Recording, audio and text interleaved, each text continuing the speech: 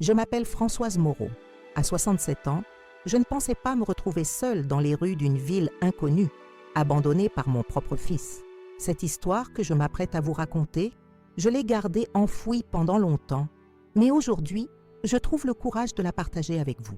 Lyon était ma ville, mon foyer. J'y ai enseigné l'histoire pendant plus de 30 ans au lycée Saint-Exupéry. J'habitais un charmant appartement dans le quartier de la Croix-Rousse, avec ses ruelles en pente et ses traboules mystérieuses. Chaque matin, je prenais mon café sur mon petit balcon qui donnait sur la Saône. C'était une vie simple, mais c'était la mienne. Mon fils Philippe a toujours été ambitieux, brillant à l'école, premier de sa promotion en école de commerce. Il rêvait de créer sa propre entreprise et comme toute mère, j'ai voulu l'aider. Quand il est venu me voir avec son projet de société d'import-export, ses yeux brillaient tellement. Il me parlait de perspectives internationales, de croissance exponentielle, de révolution du marché. Il avait besoin d'un investissement initial conséquent pour démarrer. « Maman, c'est l'opportunité de ma vie », m'avait-il dit en tenant mes mains dans les siennes. J'ai vendu mon appartement, celui où j'avais vécu pendant 40 ans, celui où j'avais élevé Philippe après le départ de son père. J'ai vendu mes souvenirs, mes racines, pour lui donner 380 000 €. En échange, il m'a proposé de vivre dans l'annexe de sa nouvelle villa à l'extérieur de Lyon. « Ce sera temporaire, maman », m'avait-il assuré, juste le temps que l'entreprise décolle. Après, je t'achèterai un appartement encore plus beau que celui que tu as vendu. Les premiers mois ont été agréables. Je voyais souvent mes petits-enfants, Camille et Thomas. J'aidais à préparer les repas. Je m'occupais du jardin. Puis Dominique, ma belle-fille, a commencé à trouver ma présence encombrante. Des remarques d'abord subtiles, puis de plus en plus directes. « Françoise, pourriez-vous ne pas utiliser la cuisine après 20 heures ? Françoise, nous avons des invités ce week-end. Pourriez-vous rester dans votre annexe ?» Philippe, lui, était de plus en plus absent, pris par son entreprise qui semblait prospérer. Un jour, ils m'ont annoncé qu'ils partaient en vacances familiales à Chamonix. « Nous avons besoin de nous ressourcer », avait dit Philippe. « Tu vas adorer, maman. La montagne, l'air pur, les randonnées. » J'étais touchée qu'ils pensent à m'inclure. J'ai préparé ma valise avec soin, choisissant des vêtements adaptés à la montagne, emportant même mes jumelles pour observer les chamois dont m'avait parlé mon petit Thomas. Le jour du départ, nous avons pris la route dans la Mercedes rutilante de Philippe. Dominique était sur le siège passager, les enfants à l'arrière avec moi. Je me souviens avoir remarqué que l'atmosphère était étrange. Les enfants étaient silencieux. Dominique pianotait nerveusement sur son téléphone. Philippe conduisait, les yeux fixés sur la route, les mains crispées sur le volant. Après 2 heures de route, Philippe a pris une sortie d'autoroute. « On fait une pause ?» ai-je demandé, surprise. « On va s'arrêter à Annecy pour déjeuner », a-t-il répondu sans me regarder. Annecy, la Venise des Alpes, avec son lac d'un bleu cristallin et ses canaux pittoresques. J'étais enchantée par ce détour imprévu. Philippe s'est garé près du pont des Amours. « Descends, maman, je vais chercher une place pour me garer. On se retrouve au bord du lac dans quelques minutes. » J'ai pris mon sac à main et je suis sortie de la voiture. Il faisait beau ce jour-là. Le lac scintillait sous le soleil de juin. Je me suis dirigée vers la promenade, admirant les montagnes qui se reflétaient dans l'eau. 15 minutes ont passé, puis 30. J'ai commencé à m'inquiéter. J'ai voulu appeler Philippe, mais j'ai réalisé que mon téléphone était resté dans ma valise, dans le coffre de la voiture. Je suis revenue vers l'endroit où il m'avait déposé. Pas de Mercedes. J'ai marché dans les rues avoisinantes, pensant qu'il avait peut-être trouvé une place plus loin. Rien. 1 heure plus tard, épuisée et anxieuse, je me suis assise sur un banc. C'est alors que j'ai reçu un SMS. Philippe avait pris mon téléphone de ma valise et me l'avait envoyé. Maintenant, je vais profiter des vacances avec ma famille et non avec toi. Tu nous as assez embarrassés comme ça. Ne nous cherche pas, on reviendra dans 3 semaines. J'ai laissé 200 € à l'office de tourisme d'Annecy pour toi. J'ai relu ce message plusieurs fois, incapable de comprendre. Était-ce une plaisanterie cruelle? Une erreur? Comment mon fils pouvait-il m'abandonner ainsi?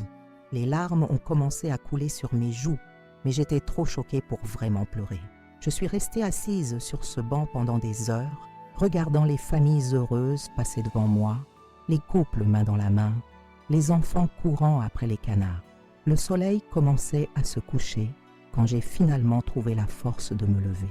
J'ai marché jusqu'à l'office de tourisme. Une jeune femme m'a regardé avec pitié quand j'ai mentionné mon nom. « Ah oui, Madame Moreau, votre fils a laissé cette enveloppe pour vous. 200 € et une note. Trouve-toi un hôtel pour quelques jours, puis rentre à Lyon. L'annexe sera vidée à notre retour. » Cette nuit-là, dans une chambre d'hôtel bon marché, j'ai pleuré toutes les larmes de mon corps. J'avais tout donné à mon fils, mon argent, mon temps, mon amour inconditionnel. Et voilà comment il me remerciait. En m'abandonnant dans une ville inconnue, comme un objet dont on ne veut plus. Le lendemain matin, j'ai erré dans les rues d'Annecy, perdu, pas seulement géographiquement, mais existentiellement. Qui étais-je maintenant? Une vieille femme rejetée par sa famille, sans domicile, avec quelques euros en poche. Je me suis arrêtée au Café des Artistes, un petit établissement près du canal. J'ai commandé un café, le moins cher du menu, voulant économiser chaque centime. C'est là que ma vie a basculé une deuxième fois, non pas dans l'horreur comme la veille, mais vers quelque chose d'inattendu.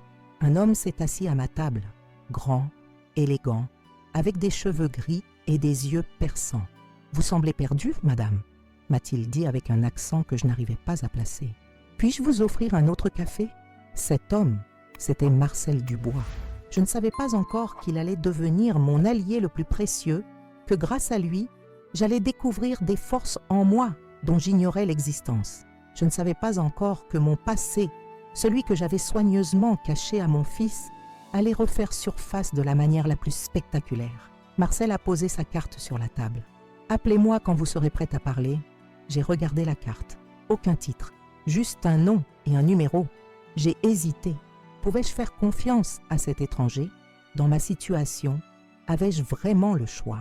3 jours plus tard, après avoir épuisé mes maigres ressources et mon courage, j'ai appelé ce numéro. « Je suis prête à parler », ai-je dit simplement. Marcel m'a donné rendez-vous dans un petit appartement du vieil Annecy. Quand je suis arrivée, il n'était pas seul.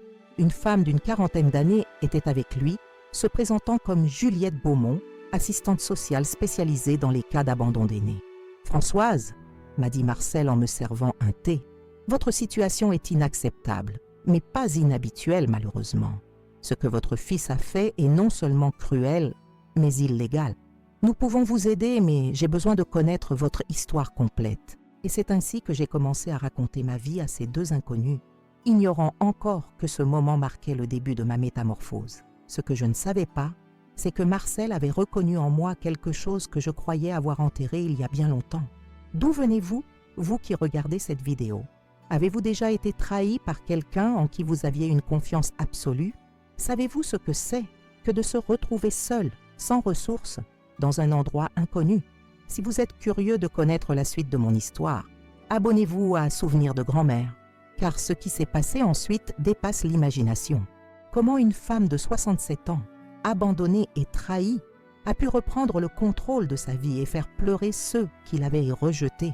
Marcel a posé sa tasse de thé et m'a regardé avec une intensité qui m'a fait frissonner. « Françoise, avant de continuer, j'ai une question. Avez-vous travaillé pour le gouvernement français entre 1980 et 1995 ?» J'ai senti mon cœur s'arrêter. Comment pouvait-il savoir? J'ai essayé de garder mon calme, mais mes mains tremblaient légèrement. « Pourquoi me demandez-vous cela ?» ai-je répondu, évitant soigneusement de confirmer ou de nier. Un sourire a traversé son visage. « Parce que j'étais à Marseille en 1986, Opération Azur, et votre visage, même après toutes ces années, m'est familier. L'Opération Azur, un nom de code que je n'avais pas entendu depuis des décennies, une mission de contre-espionnage que seuls quelques agents connaissaient. Marcel n'était pas un simple retraité, il était l'un des nôtres. « Écoutez, » a continué Marcel en baissant la voix, « je ne sais pas quelle couverture vous avez maintenue toutes ces années, mais je suis certain que vous n'êtes pas qu'une simple professeure d'histoire. Et si je peux vous reconnaître, d'autres le peuvent aussi. Votre fils vous a mis en danger en vous abandonnant ici. » Juliette nous observait, confuse. Elle ne comprenait pas ce qui se passait entre nous, ce langage codé que nous partagions. Marcel lui a fait un signe discret et elle s'est excusée pour passer un appel téléphonique dans la pièce voisine. « Je ne suis plus dans le service actif depuis longtemps », ai-je admis une fois que nous étions seuls. « J'ai pris ma retraite quand Philippe avait 12 ans. Je voulais être présente pour lui. Marcel a hoché la tête. Moi aussi, j'ai quitté le service pour ma famille. Mais comme on dit, on ne quitte jamais vraiment le métier, n'est-ce pas? Pour la première fois depuis mon abandon, j'ai senti une étincelle d'espoir.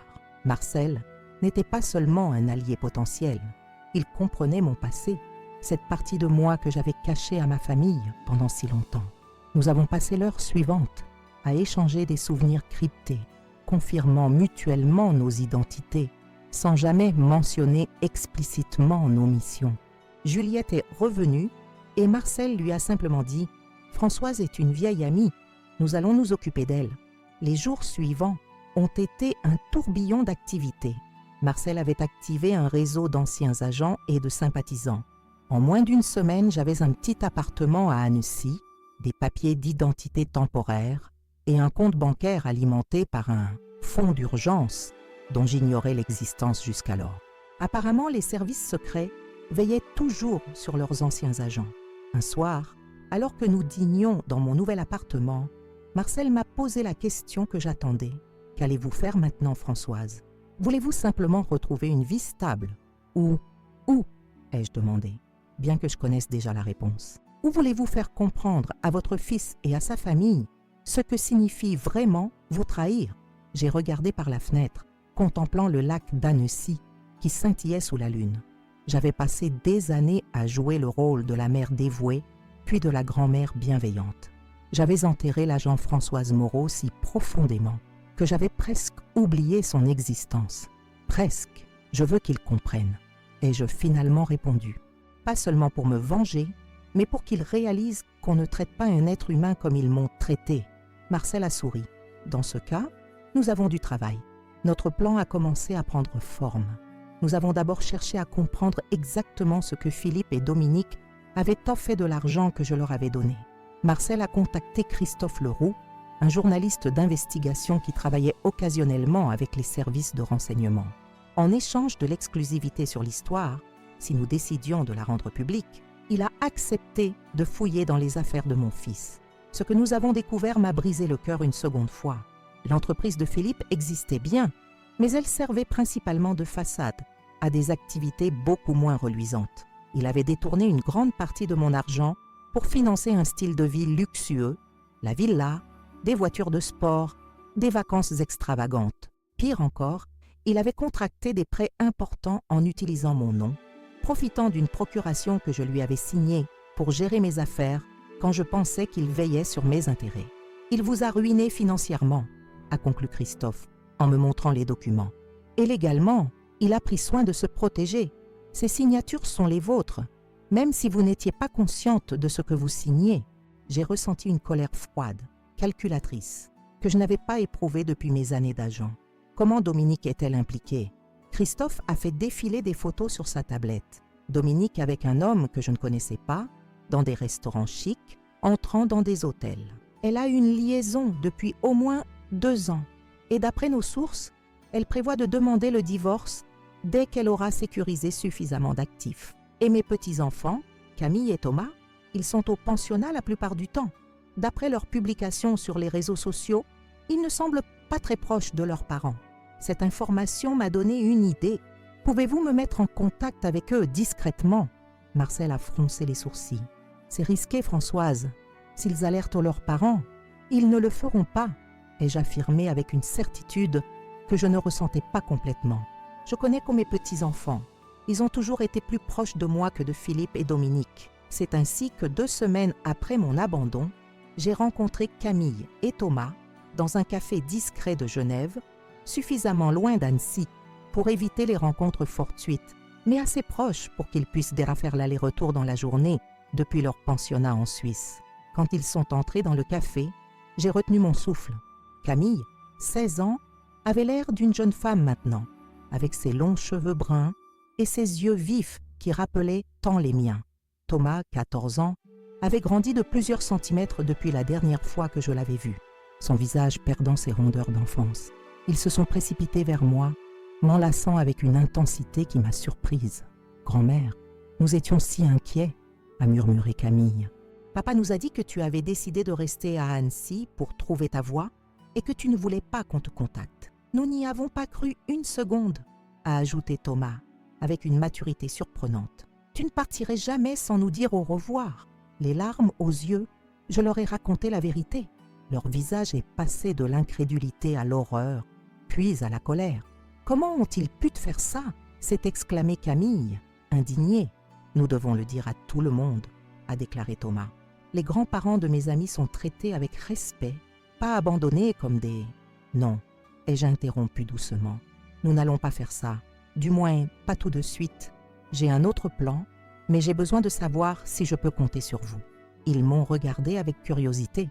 Bien sûr, grand-mère, nous ferons n'importe quoi pour t'aider, a assuré Camille.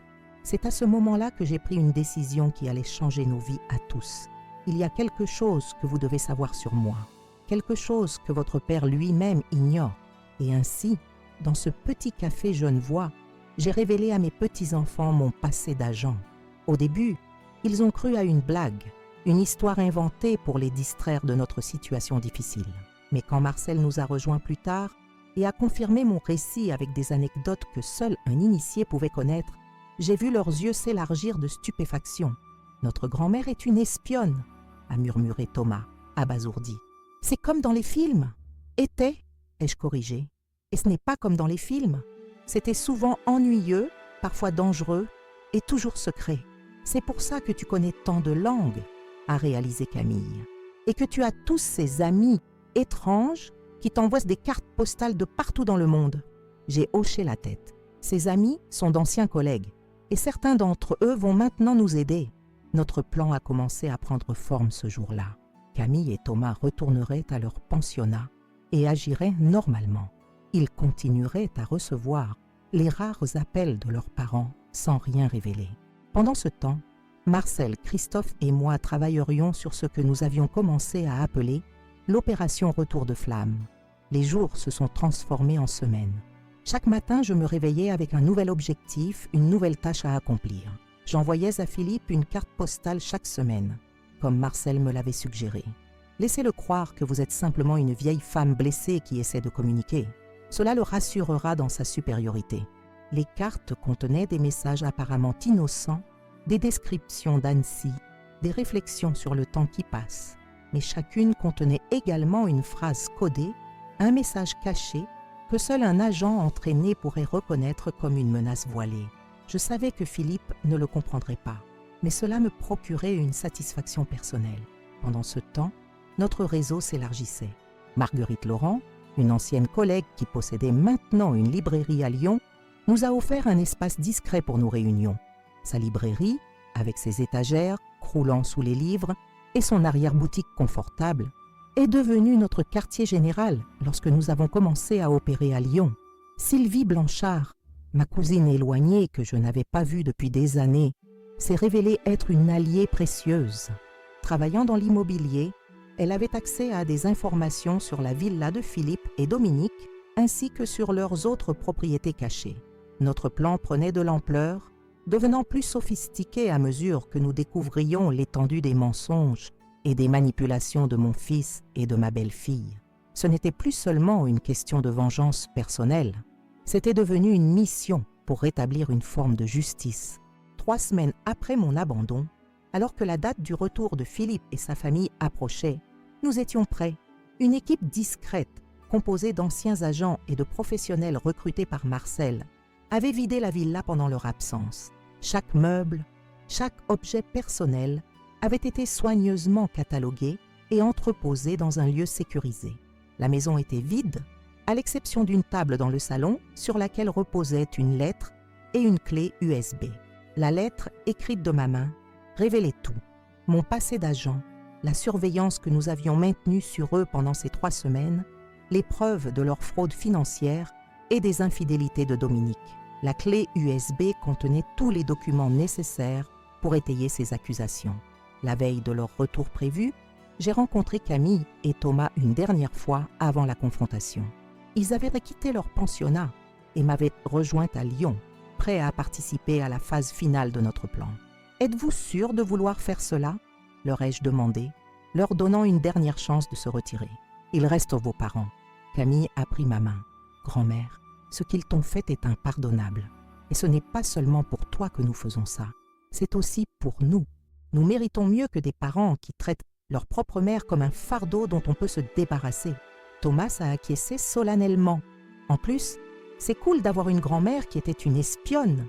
On ne peut pas laisser passer ça. Cette remarque a allégé l'atmosphère, nous faisant tous rire malgré la tension du moment. Mais au fond de moi, je savais que ce qui allait suivre serait difficile pour nous tous. Ce n'était pas seulement Philippe et Dominique qui allèrent devoir faire face à des vérités inconfortables. Nous aussi, nous entrions dans un territoire inconnu. Le jour suivant, nous nous sommes installés dans un appartement en face de la villa, avec une vue parfaite sur l'entrée. Christophe avait discrètement installé des caméras à l'intérieur, nous permettant de voir la réaction de Philippe et Dominique quand ils découvriraient la maison vide et la lettre. Ils sont arrivés en fin d'après-midi, bronzés et détendus après leurs vacances à Chamonix. Je les ai observés sortir de leur voiture, Dominique riant à quelque chose que Philippe avait dit. Il semblait n'avoir aucun souci, aucun remords pour m'avoir abandonné. Quand ils ont ouvert la porte d'entrée, j'ai retenu mon souffle. Sur les écrans devant nous, nous les avons vus se figer, incrédules. Dominique a laissé échapper un cri. Philippe s'est précipité d'une pièce à l'autre, constatant que tout était vide. Finalement, ils ont vu la lettre et la clé USB sur la table du salon. J'ai observé le visage de mon fils changer à mesure qu'il lisait. L'incrédulité a fait place à la peur, puis à la colère. Il a passé la lettre à Dominique, dont le teint est devenu livide en découvrant que nous avions des preuves de sa liaison. « C'est le moment », a dit Marcel en me tendant un téléphone.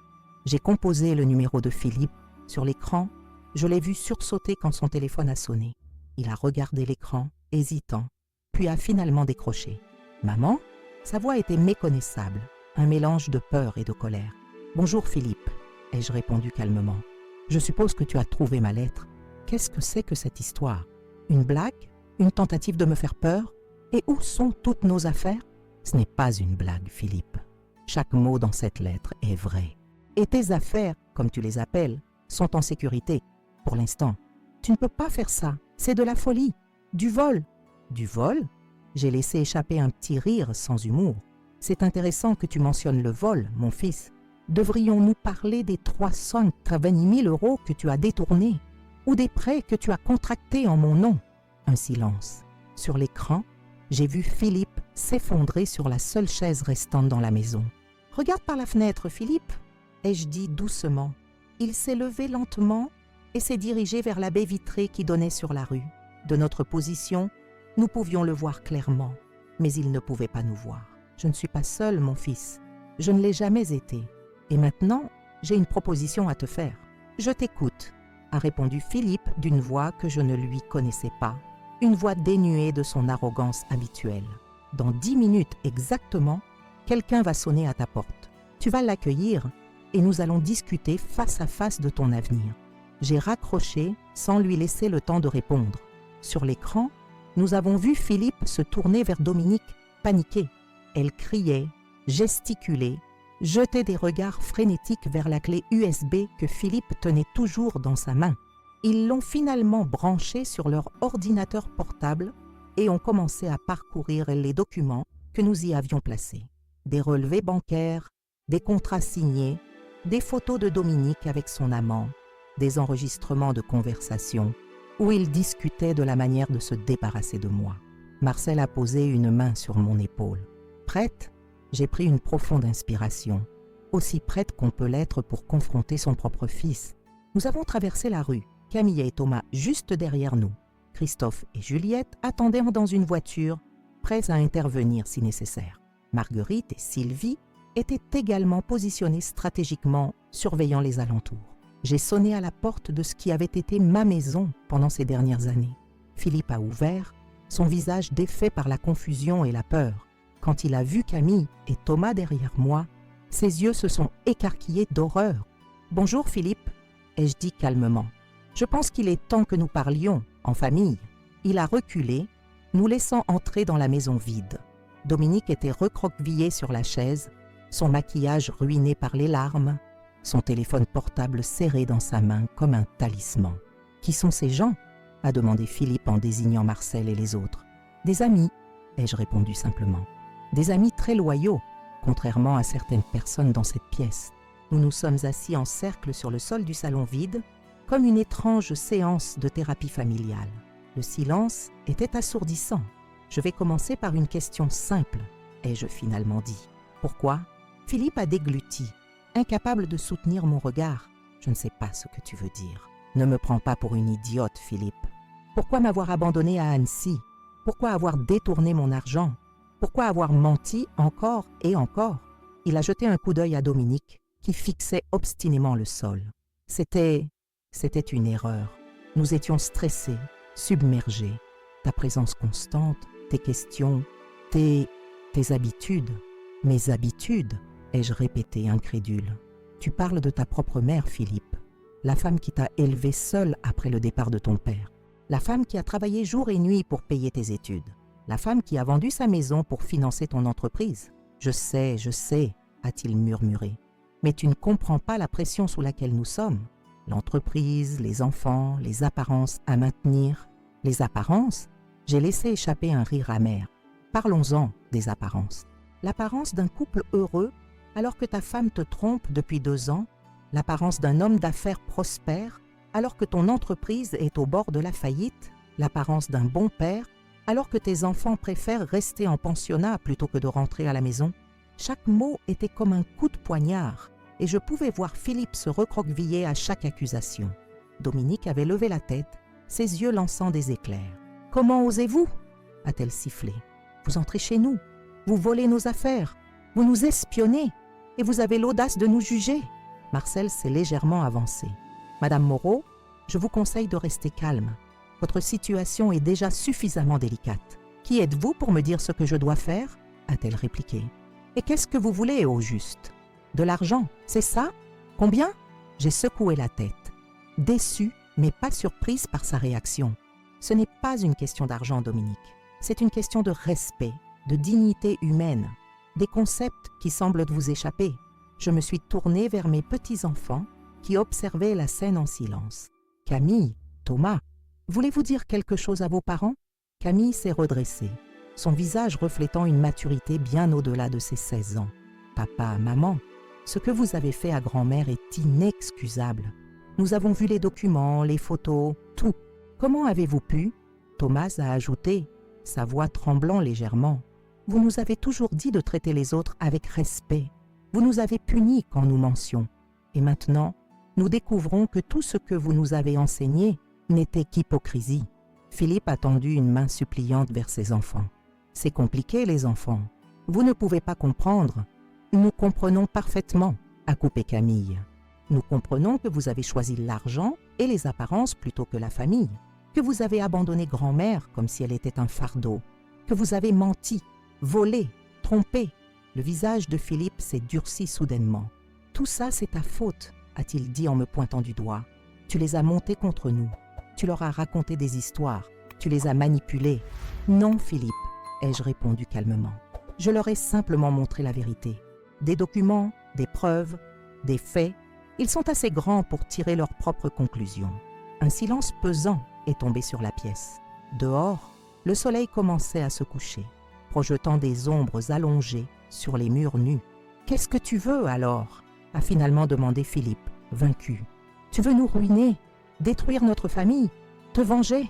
J'ai pris un moment pour réfléchir à cette question, même si j'avais préparé ma réponse depuis des jours. « Ce que je veux, Philippe, c'est te donner une leçon que tu n'oublieras jamais et te donner une chance que tu ne mérites peut-être pas, celle de te racheter. » J'ai fait signe à Marcel, qui a sorti une chemise de sa sacoche et l'a tendue à Philippe. « Voici notre proposition, » ai-je continué. « Un programme que nous avons conçu spécialement pour vous deux. » Philippe a ouvert la chemise avec précaution, comme si elle contenait des explosifs. Il a commencé à lire, ses yeux s'écarquillant de plus en plus à chaque page. « C'est une plaisanterie ?» a-t-il finalement demandé. « Pas du tout, » ai-je répondu. « C'est votre chemin vers la rédemption, si vous choisissez de l'accepter. » Le document détaillait ce que nous avions appelé le programme de reconstruction familiale. Pendant 1 an, Philippe et Dominique devraient quitter leur villa luxueuse pour vivre dans un appartement modeste que nous avions choisi. Travailler dans des emplois ordinaires que nous leur avions trouvés, Philippe comme assistant dans une petite entreprise, Dominique, comme réceptionniste dans une maison de retraite, participait à des séances hebdomadaires de thérapie familiale, effectuait 20 heures de service communautaire par mois dans un centre pour personnes âgées, rendre des comptes réguliers à un comité de surveillance composé de Marcel, Juliette et moi-même. En échange, nous promettions de ne pas rendre publique leur malversation, de ne pas porter plainte pour fraude financière et de leur restituer progressivement leurs biens si leur comportement montrait une amélioration constante. « C'est de la folie !» a murmuré Dominique en parcourant le document par-dessus l'épaule de Philippe. « Vous ne pouvez pas nous forcer à faire ça. Nous avons des droits. »« Bien sûr !» a répondu Marcel d'un ton neutre. « Vous avez le droit de refuser. Dans ce cas, nous remettrons simplement tous les documents en notre possession aux autorités compétentes. Fraude fiscale, détournement de fonds, faux et usage de faux. Je crois que cela représente plusieurs années de prison, n'est-ce pas, Françoise ?» J'ai hoché la tête. Sans compter le scandale public, la ruine financière et bien sûr, la perte définitive de la confiance de vos enfants. Philippe a fermé les yeux, comme si la réalité était trop douloureuse à regarder en face. Et si nous acceptons, qu'est-ce qui nous garantit que tu tiendras parole, que tu ne nous humilieras pas quand même ? Ma parole, ai-je répondu simplement. La même parole que j'ai donnée à mon pays pendant des décennies. La même parole que je t'ai donnée quand je t'ai promis de t'aider à réaliser tes rêves avant que tu ne me trahisses. Camille s'est approchée de son père et a posé une main sur son bras. Papa, c'est une chance de réparer ce qui est brisé, de redevenir la personne que grand-mère a élevée, la personne que Thomas et moi voulons comme père. Philippe a regardé sa fille, puis son fils, puis moi. Quelque chose s'est brisé dans son expression, une fissure dans le masque d'arrogance qu'il portait depuis si longtemps. Je suis désolé, a-t-il murmuré, des larmes commençant à couler sur ses joues. Je ne sais pas comment j'ai pu, comment nous avons pu. Dominique s'est levé brusquement. Je n'accepterai jamais ça. Jamais! Philippe, ressaisis-toi. Nous pouvons nous battre, engager des avocats. Avec quel argent? A demandé doucement Marcel. Vos comptes sont gelés et vos cartes de crédit bloquées. Et je doute que votre amant soit prêt à financer votre défense juridique, surtout maintenant qu'il sait que nous avons des preuves de votre relation. Dominique a blêmi, puis s'est effondré sur sa chaise, vaincu. Philippe a finalement relevé la tête, ses yeux rougis par les larmes me fixant avec une émotion que je n'avais pas vue depuis qu'il était enfant. Une vulnérabilité authentique. Nous acceptons, a-t-il dit d'une voix à peine audible. J'ai ressenti un mélange complexe d'émotions, soulagement, tristesse et une forme étrange de satisfaction qui n'avait rien à voir avec la vengeance. Ce n'était pas la joie mesquine de voir mon fils souffrir, mais plutôt l'espoir fragile qu'il puisse redevenir l'homme que j'avais espéré qu'il serait. « Bien, ai-je dit, le programme commence demain. Vous avez cette nuit pour rassembler vos effets personnels essentiels. Tout le reste restera entreposé jusqu'à nouvel ordre. » Alors que nous nous préparions à partir, Thomas s'est approché de moi. « Grand-mère, est-ce que je peux rester avec toi maintenant?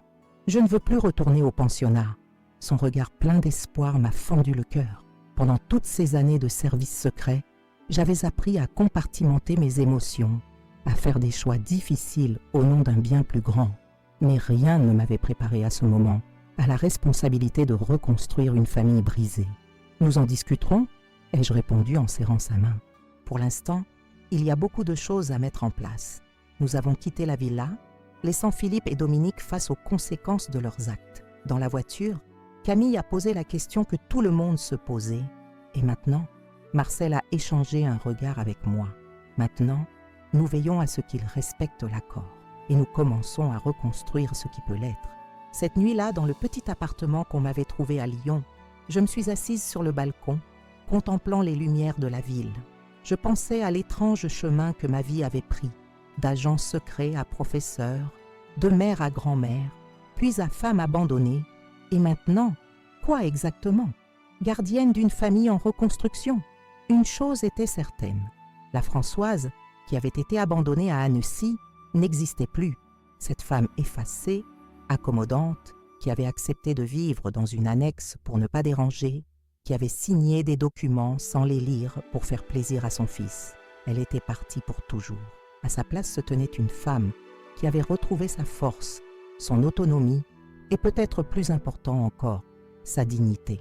Une femme qui n'était pas définie par sa relation avec son fils, ou son rôle de grand-mère, mais par ses propres choix, ses propres valeurs. Le téléphone a sonné, interrompant mes réflexions. C'était Juliette. « Ils sont installés dans l'appartement », m'a-t-elle informée. Philippe a l'air brisé. Dominique est furieuse mais résignée. Les enfants sont avec Marguerite pour la nuit. Et la presse, des fuites? Rien pour l'instant. Christophe a tout sous contrôle. Il publiera uniquement si nous donnons le feu vert. J'ai remercié Juliette et raccroché. La nuit était calme. L'air frais portait les sons lointains de la ville qui ne dormait jamais complètement.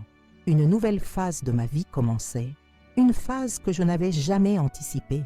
Marcel m'avait demandé plus tôt si je ressentais de la satisfaction, si la vengeance était aussi douce qu'on le dit. Je n'avais pas su quoi répondre sur le moment.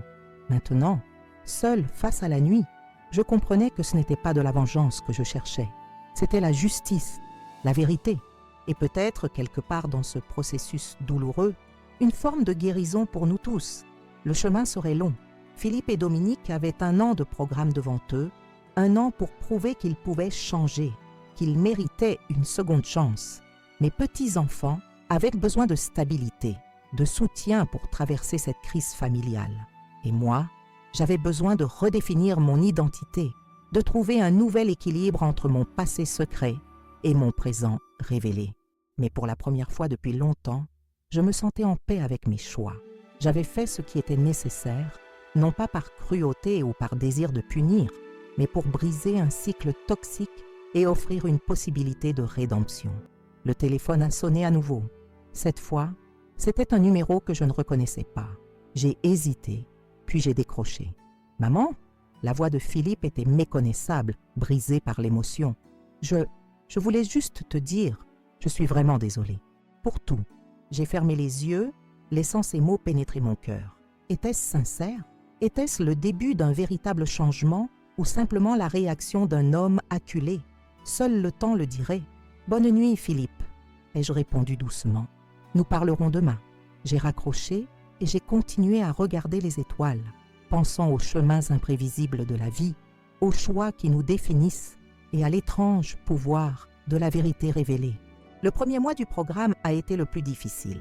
Philippe et Dominique, habitués à leur vie de luxe, ont dû s'adapter à un appartement modeste dans un quartier ordinaire de Lyon.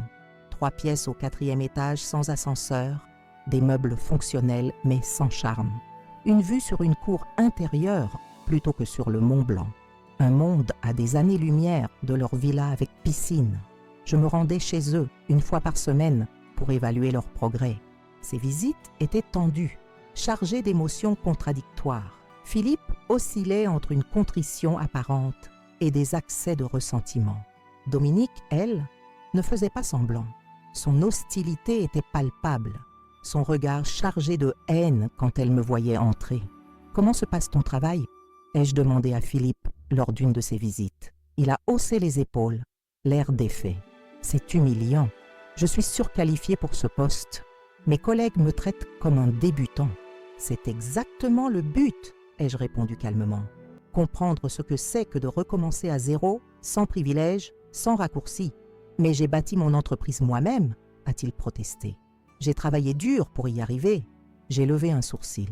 Avec mon argent comme capital de départ, avec mes relations pour ouvrir les premières portes, avec mon soutien constant. Son visage s'est assombri. Cette vérité était difficile à avaler pour lui, qui s'était raconté pendant des années qu'il avait tout accompli par lui-même. Dominique est entrée dans la pièce à ce moment-là, revenant de son travail à la maison de retraite Les Peupliers. L'ironie de la situation ne m'échappait pas. Elle travaillait maintenant dans l'établissement où ils avaient prévu de me placer contre ma volonté. « Comment était votre journée, Dominique ?» ai-je demandé poliment. « Épargnez-moi vos faux intérêts, » a-t-elle sifflé. « Vous prenez plaisir à nous voir ainsi, n'est-ce pas ?» La grande manipulatrice qui tire les ficelles. Marcel, qui m'accompagnait toujours lors de ses visites, s'est légèrement avancé. « Madame Moreau, je vous rappelle que votre attitude est évaluée dans le cadre du programme. Votre coopération, ou son absence, sera notée dans notre rapport. » Elle a serré les dents, mais n'a rien ajouté. Le pouvoir que nous avions sur leur vie était trop réel, trop immédiat pour qu'elle risque une confrontation directe. Pendant ce temps, Camille et Thomas vivaient avec moi. Nous avions trouvé un arrangement avec leur pensionnat pour qu'ils puissent suivre leurs cours à distance tout en restant à Lyon. La première semaine avait été étrange. Nous devions tous nous habituer à cette nouvelle dynamique familiale. Mais rapidement, une routine confortable s'était installée. Thomas s'était révélé passionné par l'histoire, comme moi, et posait d'innombrables questions sur mon passé d'agent. Je lui racontais ce que je pouvais, omettant les détails les plus sensibles ou dangereux. Camille, plus réservée, observait et absorbait tout. Elle avait commencé à tenir un journal, écrivant chaque soir pendant des heures. C'est pour un livre, m'avait-elle confié un soir. Je veux raconter notre histoire, pas maintenant, mais un jour, quand tout cela sera derrière nous. 6 semaines après le début du programme, j'ai reçu un appel de Juliette. « Nous avons un problème avec Dominique », m'a-t-elle annoncé sans préambule. Elle a tenté de contacter son amant. Ce n'était pas inattendu. Nous avions surveillé leur communication, sachant que tôt ou tard, l'un d'eux essaierait de contourner nos restrictions. A-t-elle réussi ? ai-je demandé. Non, nous avons intercepté le message. Mais c'est le contenu qui est préoccupant. Elle cherchait à obtenir de l'aide pour échapper à cette situation de prise d'otage, comme elle l'appelle. J'ai soupiré. Malgré mes efforts pour présenter le programme comme une opportunité de rédemption plutôt qu'une punition, Dominique le vivait comme une forme de torture. Que suggérez-vous ? Une intervention immédiate. Si nous attendons, elle trouvera un autre moyen de communiquer avec l'extérieur. Cet après-midi-là, Marcel et moi sommes allés à la maison de retraite où travaillait Dominique. Nous l'avons observée pendant 1 heure avant de l'approcher. À ma grande surprise, elle semblait différente dans cet environnement, plus douce, presque attentionnée avec les résidents. Un homme âgé lui tenait la main pendant qu'elle l'aidait à marcher dans le jardin. Elle souriait, un sourire que je ne lui avais jamais vu, dépourvu d'artifice ou de calcul. Elle a 2 visages, a murmuré Marcel. Celui qu'elle montre au monde quand elle pense que cela peut lui servir, et celui qu'elle réserve à ceux qu'elle considère comme des inférieurs. Ou peut-être, ai-je suggéré, qu'elle découvre une partie d'elle-même qu'elle avait négligée. Ces personnes âgées n'ont rien à lui offrir en termes de statut social ou d'avantages matériels. Et pourtant, elle semble apprécier leur compagnie. Quand sa pause est arrivée, nous l'avons confrontée dans un petit bureau que la directrice avait mis à notre disposition. Son visage s'est fermé dès qu'elle nous a vus. « Dominique » ai-je commencé sans préambule. « Nous savons que vous avez tenté de contacter Antoine Mercier. » Elle a pâli légèrement, mais s'est vite ressaisie. « Je ne vois pas de quoi vous parlez. » Marcel a placé une copie du message intercepté sur la table. « Ce n'est pas le moment de mentir, Madame Moreau. Cela ne ferait qu'aggraver votre situation. » Ses yeux ont parcouru le document, puis elle a croisé les bras dans un geste défensif. « Et alors, ce programme est une farce. Vous n'avez pas le droit de nous couper du monde extérieur. » « Au contraire, » ai-je répondu calmement. « Les termes de l'accord que vous avez signé sont très clairs. Pendant la première phase du programme, tout contact non autorisé avec l'extérieur est interdit. Vous le saviez. Et qu'allez-vous faire? Me punir davantage? Me mettre en prison ?» J'ai échangé un regard avec Marcel. Nous avions anticipé cette réaction et préparé notre réponse. « Non, Dominique, nous allons vous donner un choix. » Son expression s'est teintée de méfiance. « Quel genre de choix? Vous pouvez soit accepter une prolongation de 3 mois du programme, soit parler à Antoine Mercier. » Elle a cligné des yeux, déstabilisée. « Parler à Antoine? Vous me laisseriez le contacter? »« Mieux que ça, » a répondu Marcel. « Nous pouvons l'amener ici, aujourd'hui même. Une rencontre face à face, sans surveillance, sans restriction. » Son visage s'est illuminé, puis assombri à nouveau. « Quel est le piège? »« Aucun piège, » ai-je dit. Simplement la vérité. Antoine Mercier sait tout de votre situation actuelle. Nous l'avons informé dès le premier jour. Vous avez fait quoi? Il connaît les détails de vos fraudes financières, de votre plan pour abandonner Philippe après avoir sécurisé une partie de ses actifs, de votre rôle dans mon abandon à Annecy. Il sait tout. La compréhension s'est lentement dessinée sur son visage. Et il n'a pas cherché à me contacter. Pas une seule fois en 6 semaines. J'ai hoché la tête. C'est votre choix, Dominique, la prolongation du programme ou cette rencontre avec Antoine. Elle a fixé le vide pendant plusieurs minutes, son esprit calculant visiblement les implications de chaque option. Finalement, elle a relevé la tête, une nouvelle résolution dans son regard. « La prolongation ?» a-t-elle dit d'une voix à peine audible. Je choisis la prolongation. Dans la voiture qui nous ramenait chez moi, Marcel a semblé perplexe. Pourquoi croyez-vous qu'elle a fait ce choix? La vérité aurait été douloureuse, certes, mais elle aurait eu la confirmation définitive qu'Antoine n'était pas celui qu'elle croyait. J'ai réfléchi un moment. L'espoir, Marcel, même infime, même irrationnel, l'espoir est parfois tout ce qui nous reste quand nous avons tout perdu. Tant qu'elle ne le confronte pas, elle peut continuer à croire qu'il y a une explication, que peut-être il l'aime toujours, mais ne peut pas la contacter pour une raison quelconque. Vous pensez qu'elle l'aime vraiment? J'ai regardé par la fenêtre, observant les rues de Lyon défiler. Je pense qu'elle aime l'idée qu'il représente, une échappatoire, une validation de sa valeur au-delà de son rôle d'épouse et de mère, quelqu'un qui la voit pour elle-même, pas comme une extension de Philippe. Cette conversation m'avait fait réfléchir à ma propre vie, au choix que j'avais fait. N'avais-je pas moi aussi cherché une validation externe? N'avais-je pas défini une grande partie de mon identité par mon rôle de mère, puis de grand-mère, au détriment peut-être de mes propres désirs? Cette nuit-là, j'ai trouvé Camille assise sur le balcon de notre appartement, contemplant la ville endormie. Je me suis assise à côté d'elle, savourant le silence complice qui s'était installé entre nous. « Grand-mère » a-t-elle finalement dit, « est-ce que tu penses que les gens peuvent vraiment changer ?» Une question simple et pourtant si profonde. « Je le crois », ai-je répondu après un moment. Mais le changement véritable ne peut venir que de l'intérieur. On ne peut pas forcer quelqu'un à changer contre sa volonté. Alors, ce programme, tu penses que ça peut marcher pour papa et Dominique? J'ai pris sa main dans la mienne. Je l'espère, ma chérie. Le programme leur donne un cadre, une structure. Mais au final, c'est leur choix de saisir cette opportunité ou non. Elle a hoché la tête, semblant absorber mes paroles. Je me demande parfois si je les connais vraiment. Mes propres parents, c'est comme s'ils étaient des étrangers. Nous sommes tous des étrangers, les uns pour les autres, d'une certaine façon. Ai-je répondu doucement. Même ceux que nous aimons le plus gardent des parties d'eux-mêmes cachées, parfois même à leurs propres yeux. Comme toi, a-t-elle dit avec un petit sourire. L'espionne devenue grand-mère. J'ai ri, touchée par sa perspicacité. Exactement.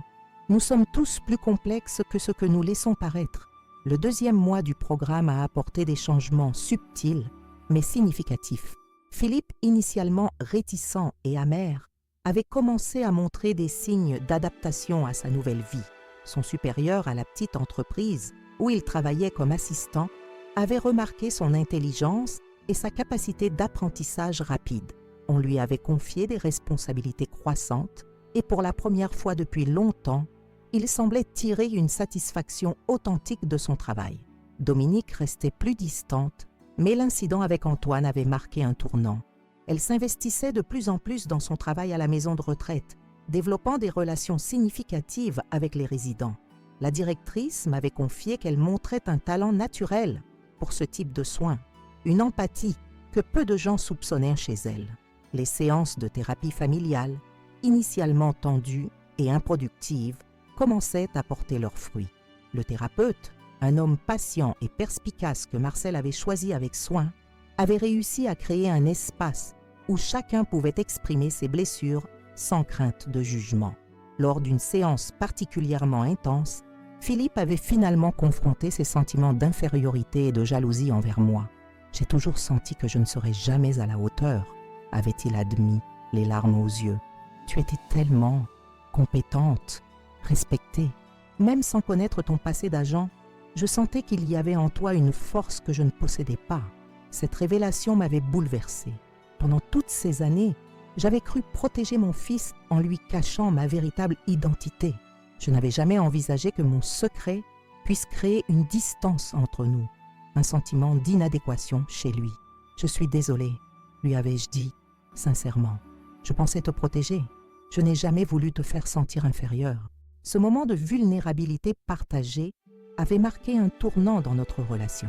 Pour la première fois depuis des années, peut-être même depuis son adolescence, nous nous parlions vraiment, au-delà des façades et des non-dits. Camille et Thomas participaient également aux séances, exprimant leurs propres souffrances face à l'absence émotionnelle de leurs parents, leur sentiment d'être des accessoires dans une vie orientée vers les apparences et le statut social. Dominique, initialement sur la défensive, avait fini par craquer lors d'une séance, révélant sa propre enfance difficile, avec un père autoritaire et une mère absente. « Je ne sais pas comment être différente », avait-elle avoué. Je n'ai jamais eu d'exemple de ce qu'est une famille aimante. Au milieu du 3e mois, un incident inattendu a précipité une nouvelle phase de notre histoire familiale. Philippe a été témoin d'un accident de la route sur le chemin du travail. Sans hésiter, il s'est précipité pour aider les victimes, utilisant des compétences de premier secours qu'il avait apprises des années auparavant. Son intervention rapide a sauvé la vie d'une jeune femme en attendant l'arrivée des secours. L'histoire a été reprise par un journal local avec une photo de Philippe identifié simplement comme un bon samaritain qui passait par là. Il n'avait pas cherché la reconnaissance, n'avait pas mentionné son nom ou son passé d'homme d'affaires prospère. Pour la première fois depuis que je le connaissais, il avait agi par pur altruisme, sans calcul ni arrière-pensée. Quand je lui ai montré l'article, il a haussé les épaules, presque embarrassé. « N'importe qui aurait fait la même chose », a-t-il dit. « Non », ai-je répondu doucement. « Pas n'importe qui, et certainement pas le Philippe d'il y a 4 mois. » Il a baissé les yeux, visiblement ému par cette reconnaissance. « Je commence à comprendre », a-t-il murmuré. « Ce que tu essaies de nous enseigner avec ce programme, ce n'est pas juste une punition, n'est-ce pas? C'est une chance de redécouvrir qui nous sommes vraiment, au-delà des possessions et du statut. » J'ai senti mon cœur se gonfler d'un espoir que je n'osais pas encore pleinement embrasser. Était-il sincère? Ce changement était-il profond et durable ou simplement une adaptation temporaire à sa situation contrainte? Le temps nous le dirait. Mais pour l'instant, ce petit moment de lucidité était une victoire en soi. À la fin du 3e mois, conformément à notre accord, nous avons organisé une évaluation formelle des progrès de Philippe et Dominique. Marcel, Juliette et moi avons passé en revue les rapports de leurs thérapeutes, de leurs employeurs et nos propres observations. Ils font des progrès indéniables, a conclu Marcel. Mais sont-ils sincères ou simplement bons acteurs jouant le jeu pour récupérer leurs privilèges? Juliette, toujours pragmatique, a suggéré un test. Donnons-leur un peu plus de liberté. Voyons comment ils l'utilisent. S'ils reviennent immédiatement à leurs anciens comportements, nous aurons notre réponse. J'ai acquiescé, tout en sentant une appréhension monter en moi. Une part de moi, la mère, pas l'agent, voulait désespérément croire en la rédemption de mon fils. Mais l'agent en moi, formé à la méfiance et à l'analyse froide des faits, restait sur ses gardes. Nous avons donc entamé la phase suivante du programme, une liberté surveillée. Philippe et Dominique pouvaient maintenant avoir un téléphone portable, accéder à Internet et disposer d'un budget plus confortable. Leurs déplacements n'étaient plus aussi strictement contrôlés, bien que nous maintenions une surveillance discrète. La première chose que Philippe a faite avec cette nouvelle liberté m'a surprise. Il a appelé un vieil ami qui dirigeait une association d'aide aux personnes âgées en situation de précarité. Il s'est porté volontaire pour donner des cours de gestion financière de base aux seniors vulnérables, utilisant son expertise pour les aider à éviter les arnaques et à mieux gérer leurs ressources limitées.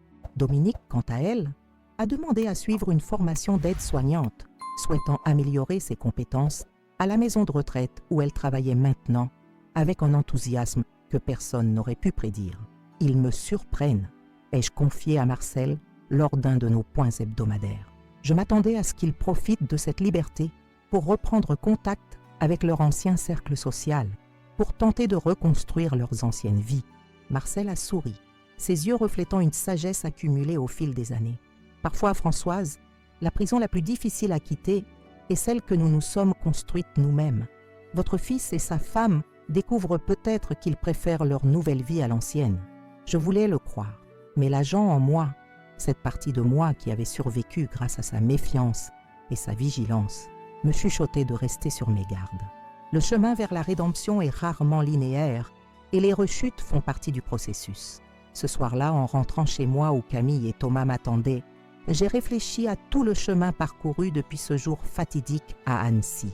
De victime abandonnée, j'étais devenue l'architecte d'une transformation familiale dont l'issue restait incertaine, mais qui portait déjà des fruits que je n'aurais jamais osé espérer. Le 4e mois du programme avait apporté un défi inattendu. La mère de Dominique, Claudine, était tombée gravement malade. Cette femme, que je n'avais rencontrée qu'une poignée de fois au cours des années, avait toujours semblé distante et froide, à l'image de sa fille. Mais la maladie a cette façon particulière de mettre à nu les relations familiales. de révéler ce qui se cache sous les apparences. « Je dois aller la voir », m'avait annoncé Dominique, les traits tirés par l'inquiétude. Elle est à l'hôpital de Marseille. Les médecins disent que c'est sérieux. Selon les règles strictes de notre programme, les voyages hors de Lyon nécessitaient une autorisation spéciale. J'ai observé ma belle-fille, cherchant dans son regard la moindre trace de manipulation. Mais pour une fois, son visage semblait dénué de calcul, marqué uniquement par une angoisse authentique. « Bien sûr », ai-je répondu sans hésitation. « Marcel organisera ton voyage. Philippe peut t'accompagner si tu le souhaites. » Une lueur de surprise a traversé son regard. Elle s'attendait visiblement à devoir négocier, argumenter, peut-être même supplier. Ma réponse immédiate l'avait déstabilisée. « Merci », a-t-elle murmuré, ce simple mot semblant lui coûter un effort considérable. Ils sont partis le lendemain pour Marseille, accompagnés discrètement par un des agents de Marcel. Je n'avais pas insisté pour une surveillance rapprochée. Il s'agissait simplement de s'assurer qu'ils respectaient les paramètres de leur permission exceptionnelle.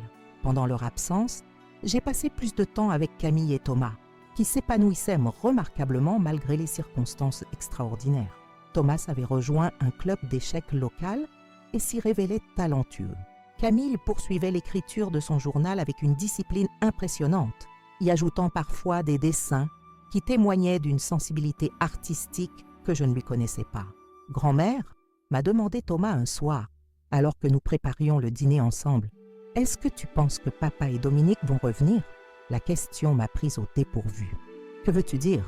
Ils sont juste partis voir la mère de Dominique. » Il a secoué la tête. « Non, je veux dire, revenir à leur ancienne vie, devenir à nouveau les personnes qu'ils étaient avant. » J'ai posé le couteau avec lequel je coupais des légumes, prenant un moment pour réfléchir à cette question profonde. « Je ne sais pas, Thomas.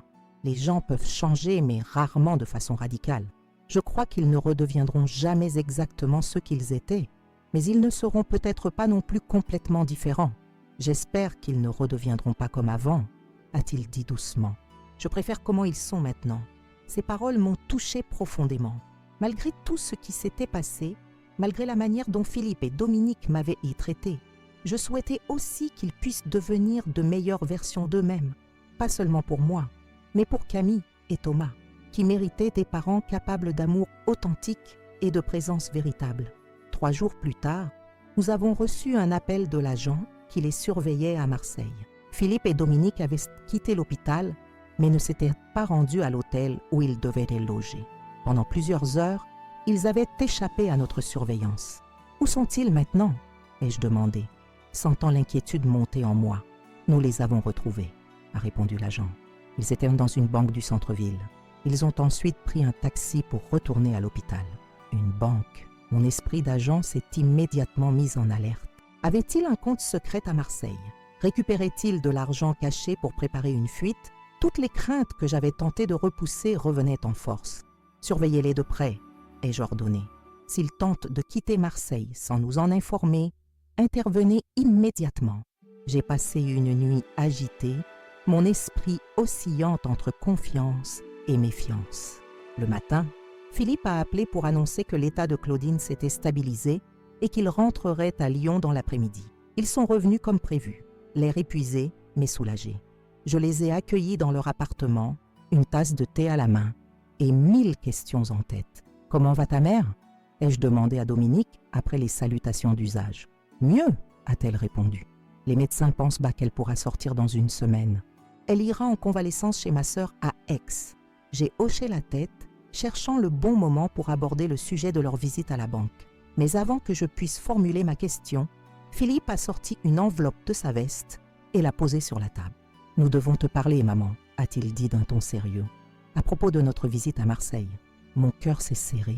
Voilà, pensais-je, le moment où ils vont révéler qu'ils ont tenté de manipuler le système d'une façon ou d'une autre. « Nous sommes allés à la banque, » a continué Philippe, confirmant ce que je savais déjà. « Pas pour nous, mais pour toi. » Il a ouvert l'enveloppe et en a sorti un document bancaire. À ma grande surprise, il s'agissait d'un relevé de compte à mon nom, montrant un dépôt récent de 380 000 €, exactement la somme que j'avais donnée à Philippe en vendant mon appartement. « Je ne comprends pas », ai-je murmuré, examinant le document. « C'est ton argent, maman », a expliqué Philippe, sa voix tremblant légèrement. « l'argent que tu m'as donné pour démarrer mon entreprise.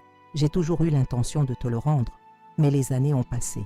Et il est devenu de plus en plus difficile d'admettre que je l'avais utilisé pour d'autres choses. Dominique a pris la parole, me surprenant davantage. Nous avions un compte d'investissement à Marseille que vous n'aviez pas découvert. Quand nous avons appris pour ma mère, nous avons décidé d'utiliser cette opportunité pour faire ce qui était juste. J'ai regardé le document, puis leur visage, cherchant des signes de duplicité. Mais leurs expressions semblaient refléter une sincérité que je n'avais pas vue depuis longtemps. « Pourquoi maintenant ?» ai-je demandé encore méfiante. Philippe a baissé les yeux. Voir la mère de Dominique si vulnérable, ça m'a fait réfléchir à ma propre mère, à tout ce que tu as fait pour moi et à la façon dont je t'ai traité en retour. Dominique a acquiescé, et mon travail à la maison de retraite, ces derniers mois m'ont montré comment les personnes âgées peuvent être abandonnées, oubliées.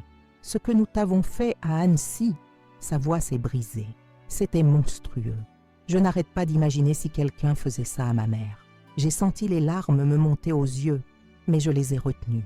L'agent en moi restait sur ses gardes. Ce geste était-il sincère ou simplement calculé pour gagner ma confiance et assouplir les conditions du programme? C'est inattendu, ai-je finalement dit. Merci, mais vous savez que cet argent ne change rien aux termes de notre accord. Nous le savons, a répondu Philippe. Ce n'est pas pour ça que nous le faisons. C'est juste la première étape pour essayer de réparer ce qui peut l'être. Cette nuit-là, j'ai partagé mes doutes avec Marcel lors de notre appel quotidien. Je ne sais pas quoi penser, lui ai-je confié. Une part de moi veut désespérément croire en leur sincérité. Mais l'agent en moi reste sceptique. L'argent parle, Françoise, a-t-il répondu de sa voix posée. Rendre une telle somme sans y être forcé, c'est significatif. Mais vous avez raison de rester prudente. Le temps nous dira s'il s'agit d'un changement durable ou d'une manœuvre tactique. Les semaines suivantes ont apporté d'autres signes encourageants. Philippe et Dominique avaient commencé à organiser des dîners hebdomadaires avec Camille et Thomas, créant progressivement un espace où la famille pouvait se reconnecter. Ces repas, initialement tendus et maladroits, devenaient progressivement plus détendus, parfois même joyeux. Lors du 5e mois du programme, un événement inattendu a mis à l'épreuve tous les progrès réalisés. Un ancien collègue de Philippe l'a reconnu dans la rue et a publié un message sur les réseaux sociaux révélant sa situation actuelle et faisant allusion à des problèmes légaux qui l'auraient conduit à cette déchéance.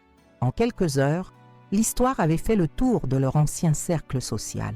Le téléphone de Philippe n'arrêtait pas de sonner. Des messages de curiosité malsaine ou de fausses sympathies affluant de toutes parts. Philippe aurait pu réagir de 1000 façons, nier, s'expliquer, contre-attaquer. Au lieu de cela, il a simplement éteint son téléphone et est venu me voir. Je ne sais pas quoi faire, a-t-il admis, l'air véritablement perdu. Une partie de moi veut défendre ma réputation, expliquer ma version des faits. Mais une autre partie se demande si ça a vraiment de l'importance. J'ai été touché par cette réflexion. Qu'est-ce qui est important pour toi maintenant, Philippe? Il a réfléchi un moment. Camille et Thomas, réparer notre famille, devenir quelqu'un dont ils pourront être fiers, pas juste pour les apparences, mais vraiment. Et ces gens qui t'envoient bien des messages, ces anciens amis, ils font partie de ce qui est important? Il a secoué la tête. Non, la plupart d'entre eux n'étaient pas vraiment des amis, juste des relations utiles, des connexions professionnelles, des gens avec qui on échangeait des services et des invitations. Ce soir-là, Philippe et Dominique ont fait quelque chose qui m'a profondément surprise.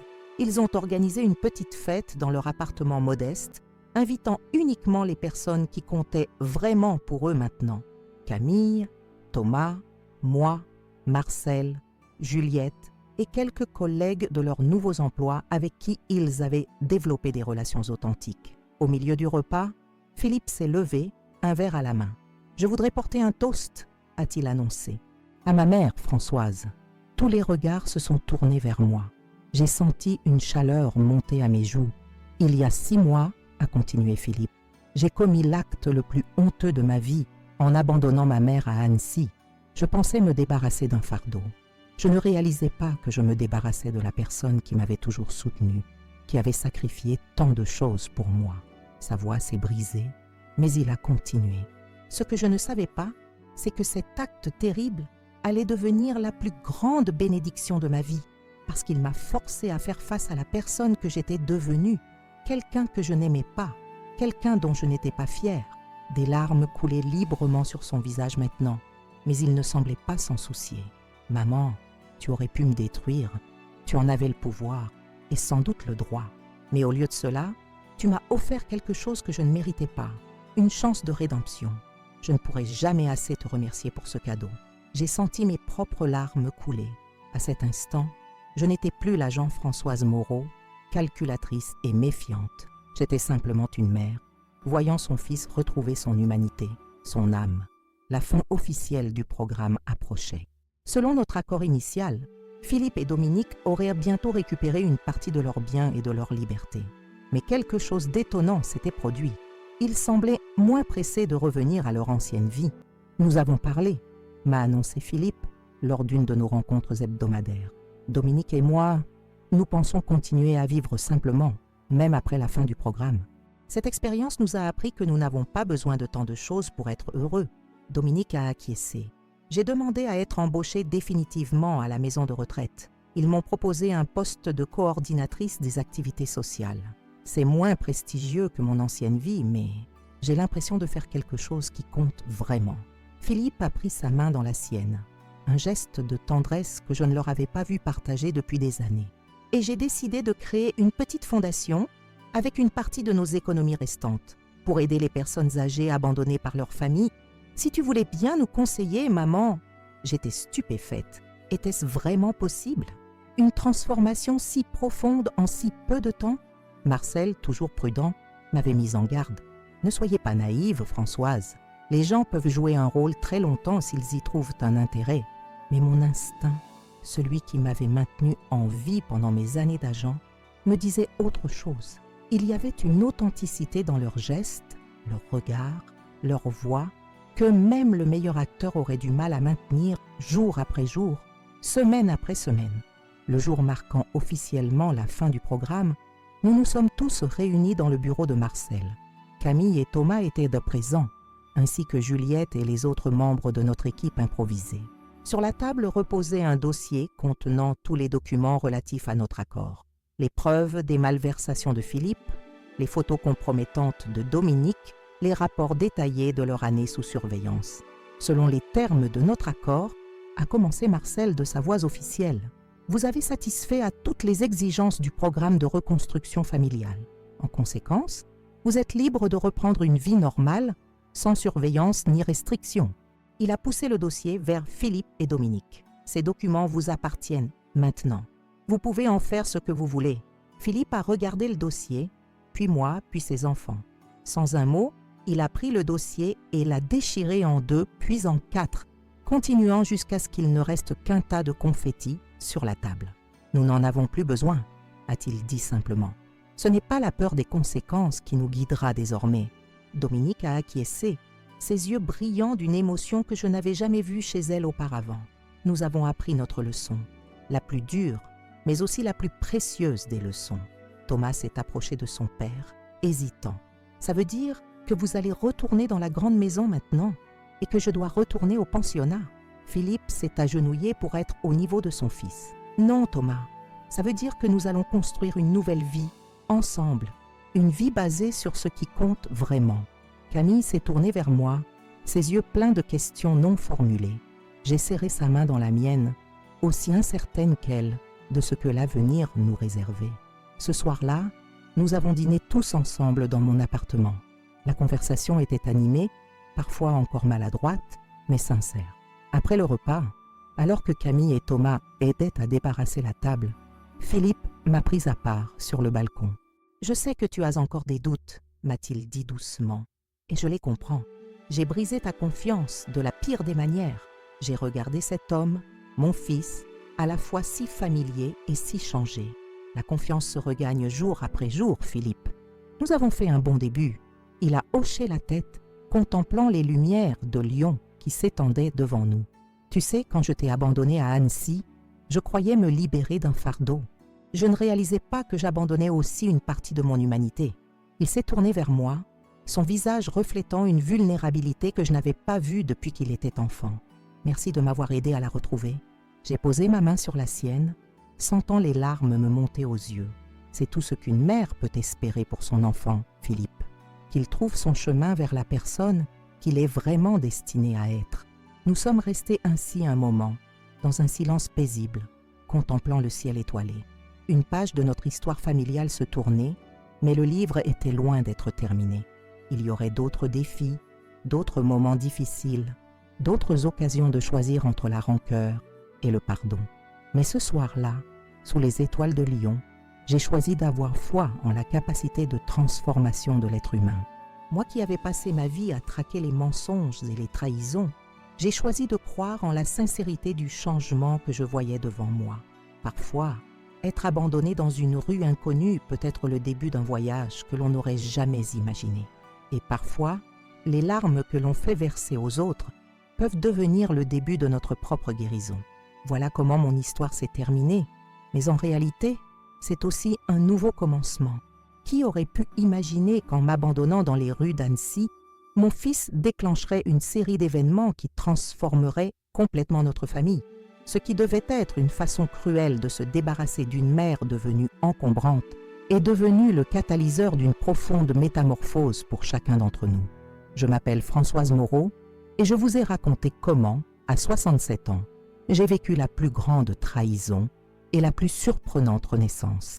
Pendant des décennies, j'ai mené une double vie, agent secret, puis professeur d'histoire, mère dévouée, puis grand-mère aimante. J'avais vendu mon appartement pour aider mon fils Philippe à démarrer son entreprise, lui donnant tout ce que j'avais, pour me retrouver ensuite abandonné dans une ville inconnue pendant qu'il partait en vacances avec sa famille. Ce jour-là, quand j'ai lu son message froid sur mon téléphone, « Maintenant, je vais profiter des vacances avec ma famille, et non avec toi », quelque chose s'est brisé en moi. Mais de cette brisure est née une nouvelle force, une détermination que je croyais avoir perdue avec les années. La rencontre avec Marcel Dubois, cet ancien collègue des services secrets, a été le premier tournant. Grâce à lui et à notre réseau d'anciens agents, j'ai pu mettre en place ce que nous avons appelé le programme de reconstruction familiale. Une année pendant laquelle Philippe et Dominique ont dû vivre simplement, travailler dans des emplois ordinaires, participer à des thérapies familiales et effectuer du service communautaire. Au début, ils étaient amers, résistants, voyant ce programme comme une punition humiliante. Mais progressivement, quelque chose d'extraordinaire s'est produit. Ils ont changé, véritablement changé. Philippe a découvert la satisfaction d'aider les autres sans attendre de retour. Dominique a développé une empathie authentique envers les personnes âgées dont elle s'occupait. Ils ont renoué des liens sincères avec leurs enfants, Camille et Thomas, qui avaient été si longtemps relégués au second plan dans leur quête de statut social. Le moment où Philippe m'a rendu les 380 €, l'argent de la vente de mon appartement, a marqué un tournant décisif. Ce n'était pas tant la somme qui importait, mais le geste, la reconnaissance des torts causés, la volonté de réparer ce qui pouvait l'être. La fin officielle du programme a été non pas un retour à leur ancienne vie de luxe, comme je l'avais craint, mais le choix conscient d'une vie plus simple, centrée sur des valeurs authentiques, la famille, le service aux autres, l'intégrité personnelle. Philippe a créé une fondation pour aider les personnes âgées abandonnées. Dominique a poursuivi son travail à la maison de retraite, y trouvant un sens que son ancienne vie d'influenceuse ne lui avait jamais apporté. Quant à moi, j'ai redécouvert ma propre identité. Je n'étais plus seulement la mère ou la grand-mère de quelqu'un, mais Françoise Moreau dans toute sa complexité, avec son passé d'agent secret, sa force intérieure, sa capacité à transformer une trahison en opportunité de croissance. Cette histoire n'est pas simplement un récit de vengeance, bien que la satisfaction de voir mon fils et ma belle-fille pleurer face aux conséquences de leurs actes ait été indéniablement douce. C'est avant tout un témoignage sur la rédemption, sur notre capacité à changer, même quand nous avons touché le fond de la cruauté et de l'égoïsme. Elle nous rappelle aussi que l'âge n'est pas une sentence d'inutilité ou d'impuissance. À 67 ans, j'ai mené l'opération la plus délicate et la plus réussie de ma vie, non pas pour un gouvernement ou une cause politique, mais pour ma propre famille, pour l'âme de mon fils. Aujourd'hui, notre famille est reconstruite sur des bases plus solides. plus authentique. Nous portons encore les cicatrices de notre passé, mais ces blessures guéries nous ont rendus plus forts, plus conscients de la fragilité des liens humains et de l'importance de les cultiver avec soin. Si vous avez été touché par mon histoire, je vous invite à vous abonner à Souvenirs de grand-mère. Ce canal est né de la conviction que nos expériences, même les plus douloureuses, peuvent éclairer le chemin des autres. Chaque semaine, nous partageons des récits de résilience, de transformation et d'espoir qui prouvent que l'âge n'est qu'un chiffre et que notre capacité à nous réinventer reste intacte jusqu'à notre dernier souffle. Votre abonnement est plus qu'un simple clic. C'est un soutien à une communauté qui refuse de rendre invisibles les personnes âgées, qui célèbrent leur sagesse et leur force. C'est aussi une façon de dire non à l'agisme qui imprègne notre société, qui nous fait croire qu'après un certain âge, nous n'avons plus rien à offrir au monde. Je vous encourage également à laisser un commentaire. Qu'auriez-vous fait à ma place? Avez-vous déjà vécu une trahison qui s'est transformée en bénédiction déguisée? Votre histoire ressemble-t-elle à la mienne d'une façon ou d'une autre? Vos témoignages nourrissent cette communauté et rappellent à chacun d'entre nous que nous ne sommes pas seuls dans nos épreuves. N'oubliez pas d'activer la cloche des notifications pour ne manquer aucune de nos nouvelles histoires. La semaine prochaine, nous accueillerons Marguerite Laurent, cette amie précieuse qui m'a offert sa librairie comme quartier général pendant notre opération. Elle partagera son propre parcours de renaissance après un deuil dévastateur. Si mon histoire vous a touché et que vous souhaitez soutenir davantage notre mission, vous pouvez contribuer via la fonction « Merci » disponible sous cette vidéo. Ces dons nous permettent de couvrir les frais de production et de recherche nécessaires pour vous apporter des contenus quotidiens de qualité. Chaque contribution, même modeste, nous aide à poursuivre ce travail de mémoire et de transmission. Votre soutien financier est crucial pour maintenir l'indépendance de notre canal et continuer à partager ces histoires qui trop souvent restent dans l'ombre. Il nous permet d'investir dans un meilleur équipement, de voyager pour recueillir des témoignages à travers la France et d'offrir une plateforme à ceux dont la voix est rarement entendue. Ce canal est né d'une blessure personnelle, d'un abandon cruel dans les rues d'Annecy. Mais comme toute blessure qui guérit correctement, elle a laissé une cicatrice qui est devenue une source de force. Souvenir de grand-mère est cette cicatrice transformée en témoignage, en main tendue vers tous ceux qui traversent leurs propres épreuves. Je termine en vous rappelant cette vérité que j'ai découverte au crépuscule de ma vie. Nous ne sommes jamais trop vieux pour recommencer, jamais trop brisés pour guérir, jamais trop perdus pour trouver un nouveau chemin. L'abandon que j'ai vécu ce jour d'été à Annecy n'était pas la fin de mon histoire, mais le premier chapitre d'une nouvelle vie plus authentique, plus courageuse. Merci de m'avoir écouté. Merci d'avoir partagé ce voyage avec moi. Et n'oubliez pas, abonnez-vous, commentez, activez les notifications et si vous le pouvez, soutenez-nous via la fonction « Merci ». Ensemble, nous pouvons changer le regard que notre société porte sur le vieillissement et rappeler à tous que nos histoires ne s'arrêtent jamais tant que nous avons le courage de les raconter. À bientôt sur Souvenirs de grand-mère pour de nouvelles histoires qui prouvent que parfois, ceux qui nous font pleurer finissent par verser des larmes eux-mêmes, non par vengeance, mais par la prise de conscience du chemin parcouru ensemble.